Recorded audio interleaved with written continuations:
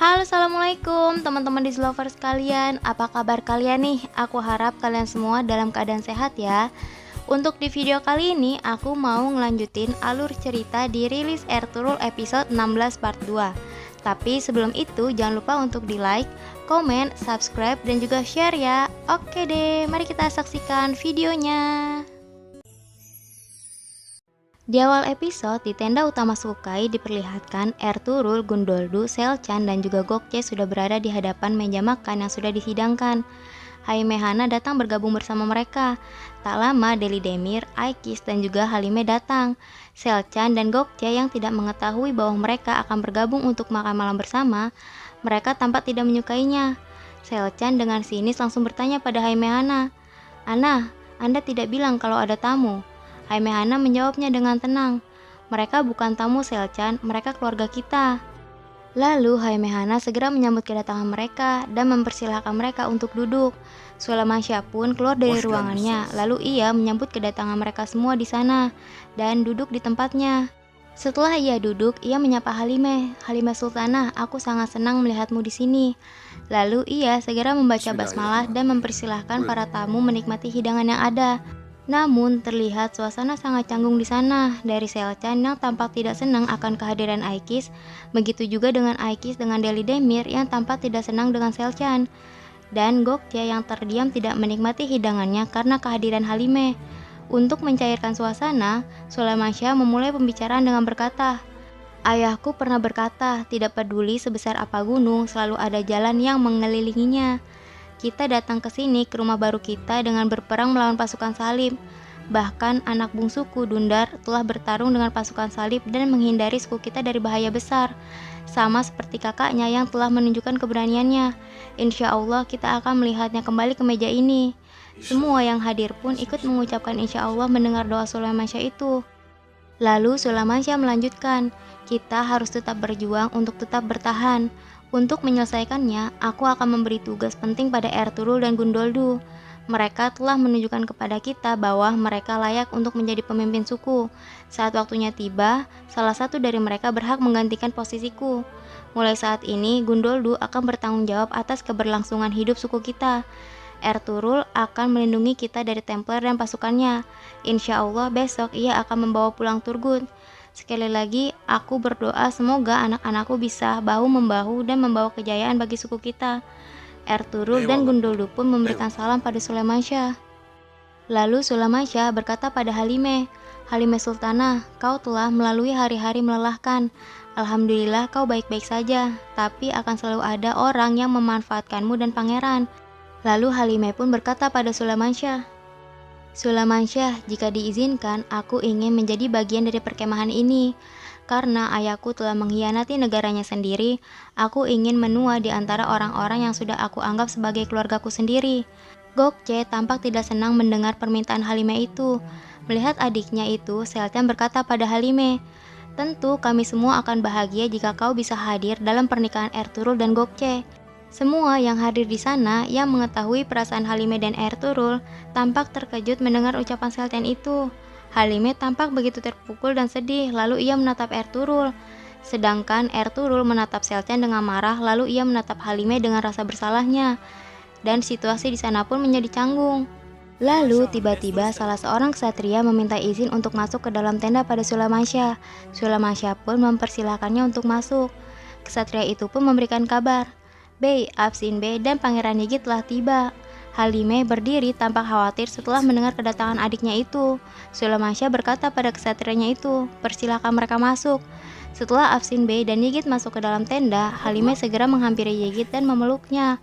Ertugrul yang tampak tidak senang akan kehadiran Afsin Bey, dengan sarkasmenya Ertugrul berkata, "Beraninya kau datang ke sini, Afsin Bey?"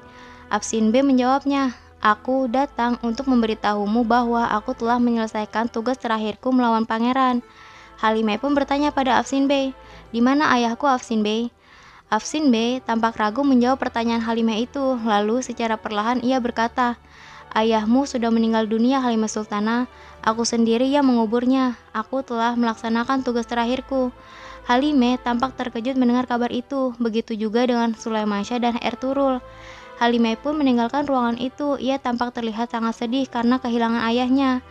Aikis pun segera menghampiri Halimeh, dan Ertuğrul bangun dari tempat duduknya menghampiri Afsin Bey dan bertanya padanya, "Bagaimana bisa, Afsin Bey?" Afsin Bey menjawabnya, "Negara Seljuk telah melakukan apa yang harus dilakukan Ertuğrul Bey."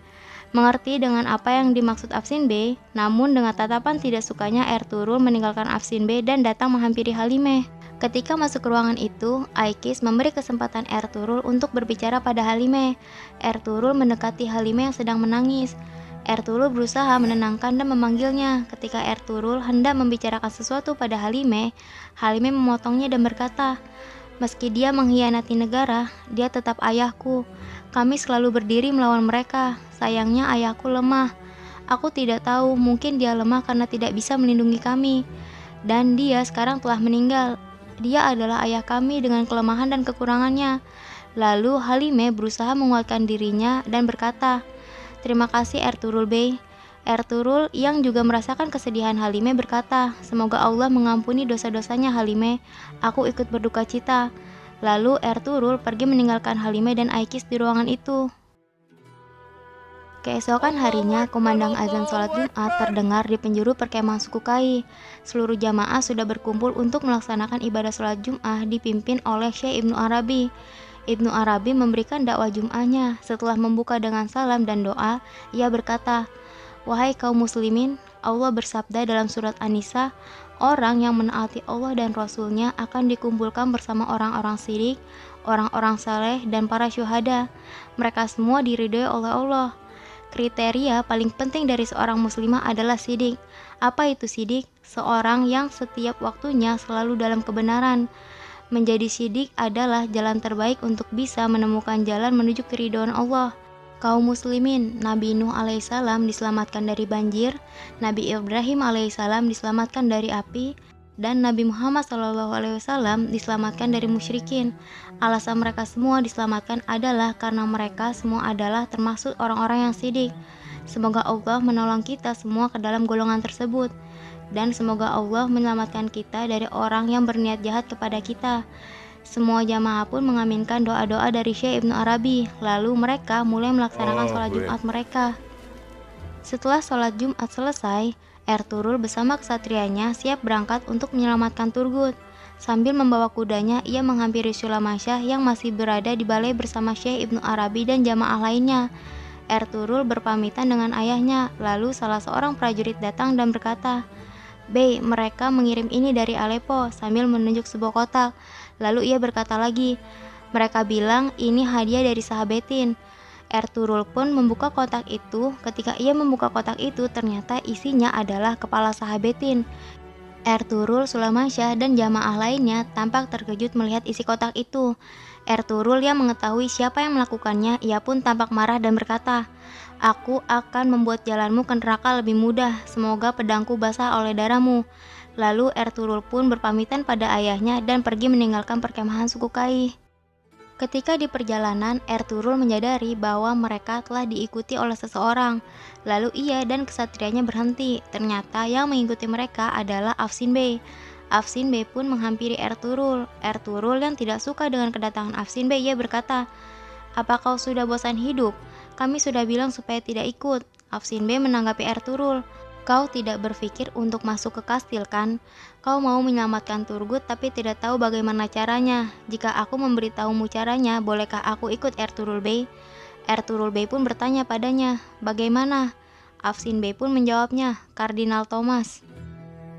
Lalu di sisi lain, Gundoldu pergi ke suatu tempat. Ia bertemu dengan Petruchio di sana, yang mana Petruchio menyamar sebagai Tatos Harpot yang ingin membeli ternak dari suku Kai. Gundoldu diberitahu oleh Kurdolu untuk menjual ternak padanya. Gundoldu pun berkata pada Petruchio, "Aku harap kita bisa pergi dan melihat ternaknya, tapi sebelumnya aku ingin tahu dengan siapa aku berdagang." Petruchio pun menjawabnya, "Apa yang kau ingin tahu, Gundoldu?" Gundoldu menjawabnya, "Misalnya kalian salah satu dari penjahat Templar atau bukan?" Petruchio tertawa mendengar pertanyaan itu, lalu menyuruhnya untuk duduk dan memberikannya semangkuk sup. Kemudian ia menjawab pertanyaan Gundoldu, "Sebagai seorang ortodok, aku benci Templar." Gundoldu menanggapinya, "Kita memiliki kesamaan." Petruchio pun menjawabnya, "Bagus, berarti kita bisa memulai berbisnis." Merasa rencananya berhasil, Petruchio pun tersenyum sambil menikmati supnya. Kemudian Ertugrul bersama Afsin Bey dan kesatrianya sudah berada di depan kastil pasukan Templar, mengawasi keadaan di sana. Lalu dari kejauhan terdengar seseorang meminta pertolongan. Doan dan Blamsi pun segera mencari sumber suara itu. Di balik batu, Abdurrahman berusaha berteriak meminta pertolongan. Doan dan Bamsi akhirnya menemukannya. Setelah mengetahui bahwa yang berteriak itu adalah Abdurrahman, mereka pun segera berlari untuk menyelamatkannya. Mereka membantu Abdurrahman berdiri dan membawanya pada Ertugrul. Ertugrul pun bertanya pada Abdurrahman, "Apa yang terjadi, Abdurrahman?" Abdurrahman menjawabnya, "Sulamansyah mengirim kami secara rahasia." Ertugrul pun mengerti dengan hal itu tanpa bertanya apapun lagi. Dan di sisi Kardinal Thomas, akhirnya ia keluar dari kastil pasukan Templar. Dan tiba-tiba Kardinal Thomas berhenti lalu meminta prajuritnya untuk menunggu, dan ia pergi ke semak-semak. Lalu ketika itu Ertugrul keluar dari persembunyiannya bersama Afsin Bey dan kesatrianya. Ia mulai menyerang pasukan Templar itu. Ketika Kardinal selesai dengan urusannya di semak-semak, ia mendengar keributan yang terjadi. Ia pun berusaha untuk melarikan diri. Setelah Ertugrul melawan beberapa pasukan Templar, ia pergi untuk mencari Kardinal Thomas. Ketika Kardinal Thomas bersembunyi di balik semak-semak, Ertugrul berhasil menemukannya. Ketika Ertugrul berada di hadapannya, Kardinal Thomas bertanya, "Siapa kau?" Ertugrul dengan tegas menjawabnya, "Ertugrul, putra Sulamansyah, pemimpin suku Kai." Setelah mengetahui siapa yang berada di hadapannya itu, Kardinal Thomas langsung mengatakan pada Ertugrul siapa dirinya. Lalu tanpa ketakutan, ia berkata pada Ertugrul, "Kau telah melakukan dosa besar, anakku. Aku cuma seorang pelayan Tuhan." Lalu Ertugrul menanggapinya, "Kau hanya akan menjadi tamu kami sampai aku dapat apa yang aku mau." Lalu Ertugrul membawa Kardinal Thomas ke tempat para kesatrianya menyerang pasukan Templar itu. Di sana, Kardinal Thomas tampak terkejut melihat Afsin Bey di sana. Tampak seperti ia telah mengenalnya, begitu juga dengan Afsin Bey. Lalu Kardinal Thomas berkata pada Afsin Bey, "Telah bertahun-tahun akhirnya kita bertemu lagi." Afsin Bey menanggapinya, "Bukan bertahun-tahun, Thomas. Beberapa bulan lalu aku datang ke kastil." Kardinal Thomas menanggapinya dengan tidak percaya. "Jadi kau adalah mata-mata, jadi kalian ingin menukarku dengan Turgut?" Afsin Bey pun menjawabnya, "Tebakanmu benar, Thomas. Kami sudah tahu kau pergi setiap Ahad ke Antakya untuk melakukan ritual. Kami memanfaatkan kesempatan ini." Lalu Ertugrul memerintahkan kesatrianya, "Ikat paus ini, pulanglah ke perkemahan bersama Abdurrahman dan beritahu ayah apa yang terjadi." Lalu Afsin Bey yang menawan salah satu pasukan Templar dengan pedangnya, ia bertanya pada Ertugrul, "Bagaimana dengan ini?" Ertugrul menjawabnya, "Kirim dia ke kastil jadi kita bisa menyelesaikan urusan kita sebelum gelap." Dan di kastil pasukan Templar, salah satu pasukan yang dibiarkan hidup untuk menyampaikan pesan pada Petruchio, ia pun akhirnya tiba di kastil dan menyampaikan pesannya pada Petruchio dengan berkata, "Hanya saya yang dibiarkan hidup, Tuan." Petruchio pun bertanya padanya, apa yang mereka inginkan. Prajurit itu menjawab, mereka mau Titus mengembalikan Turgut. Lalu Petruchio memerintahkan prajurit itu untuk keluar dari ruangan itu. Akhirnya Titus dan Ertugrul pun bertemu. Titus turun dari kudanya dan berkata pada Ertugrul, "Kita bertemu lagi, Turk." Dan Ertugrul dengan to the point langsung berkata, "Karena aku sudah berjanji dan kau juga, kau bisa membawa paus itu, singkirkan penutup wajah Turgut." Titus memenuhi permintaan Ertugrul, ia pun membuka penutup wajah Turgut. Lalu Titus meminta Ertugrul untuk melepaskan kardinal. Ertugrul menghampiri Kardinal Thomas melepaskan ikatannya dan membawa kardinal bersamanya. Sedangkan Titus menurunkan Turgut dari kudanya dan melakukan pertukaran antara Kardinal Thomas dan Turgut. Kardinal Thomas yang sudah mengetahui misi dari Turgut, ia hanya tersenyum melihatnya.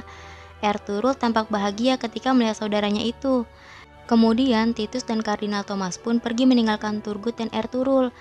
Terlihat dari kejauhan, Bamsi, Doan, dan Afsin Bey juga terlihat bahagia bisa berkumpul dengan saudara mereka lagi. Lalu mereka pergi dari tempat persembunyian menghampiri Ertugrul. Ertugrul pun memotong tali yang mengikat tangan Turgut itu. Ia segera memeluk saudaranya sambil tertawa bahagia. Berbeda dengan Turgut, dalam pelukan Ertugrul, Turgut mengeluarkan sebuah belati kecil dari tangannya itu. Setelah Ertugrul melepaskan pelukannya dan menatap Turgut dengan penuh kebahagiaan, Turgut menusuk pinggang Ertugrul dengan belatinya itu. Ertugrul yang terkejut dengan tindakan yang dilakukan Turgut, ia bertanya pada Turgut, "Kenapa?" Tidak menjawab pertanyaan Ertugrul, Turgut malah menancapkan belatinya itu lagi ke perut Ertugrul. Ertugrul terkulai lemah sambil bertanya lagi dengan penuh kekecewaan pada Turgut, "Kenapa kau melakukan ini, Turgut?" Turgut yang melakukan itu karena pengaruh obat yang diberikan oleh pasukan Templar. Ia terlihat sedikit menyesal melakukan itu dan menjatuhkan belatinya ke tanah, sedangkan Ertugrul sudah terkulai lemah tak sadarkan diri. Akankah Ertugrul dapat bertahan hidup? Lalu apa yang akan terjadi pada Turgut selanjutnya? Mari kita saksikan di video selanjutnya. Thank you for watching. Wassalamualaikum.